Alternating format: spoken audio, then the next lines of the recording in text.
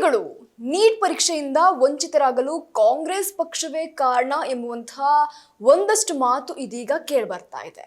ಹೌದು, ಭಾನುವಾರ ನಡೆದಂತಹ ನೀಟ್ ಮರುಪರೀಕ್ಷೆ ಬೆಂಗಳೂರಿನಲ್ಲಿ ಒಂದು ರೀತಿಯಲ್ಲಿ ಸಂಚಾರ ದಟ್ಟಣೆಯಿಂದಾಗಿ 3 ವಿದ್ಯಾರ್ಥಿಗಳು ಪರೀಕ್ಷೆಯ ಕೇಂದ್ರಕ್ಕೆ ತಲುಪಲು ಸಾಧ್ಯವಾಗದೆ ಪರೀಕ್ಷೆಯಿಂದ ವಂಚಿತರಾಗಿದ್ರು.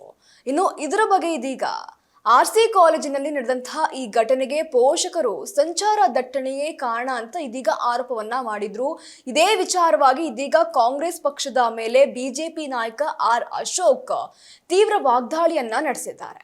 ಇನ್ನು ನೀಟ್ ಪರೀಕ್ಷೆ ನಡೀತಾ ಇದ್ದಂತಹ ದಿನವೇ ಪ್ಯಾಲೇಸ್ ಗ್ರೌಂಡ್ ನಲ್ಲಿ ಕಾಂಗ್ರೆಸ್ ಪಕ್ಷ ಸಭೆಯನ್ನ ನಡೆಸಿದ್ದು, ಇದರಿಂದ ಉಂಟಾದಂತಹ ಸಂಚಾರ ದಟ್ಟಣೆಯೇ ವಿದ್ಯಾರ್ಥಿಗಳಿಗೆ ಒಂದು ರೀತಿ ತೊಂದರೆಯನ್ನ ಉಂಟು ಮಾಡಿದೆ ಎನ್ನುವಂತಹ ಆರೋಪವನ್ನ ಇದೀಗ ಅಶೋಕ್ ಅವರು ಮಾಡಿರುವಂತದ್ದು. ಇನ್ನು ಕಾರ್ಯಕ್ರಮದ ಸಮಯವನ್ನ ಬದಲಾಯಿಸಿದ್ರೆ ಈ ಸಮಸ್ಯೆ ಉಂಟಾಗ್ತಾ ಇರಲ್ಲ ಎಂಬುದು ಆರ್ ಅಶೋಕ್ ಅವರ ವಾದ.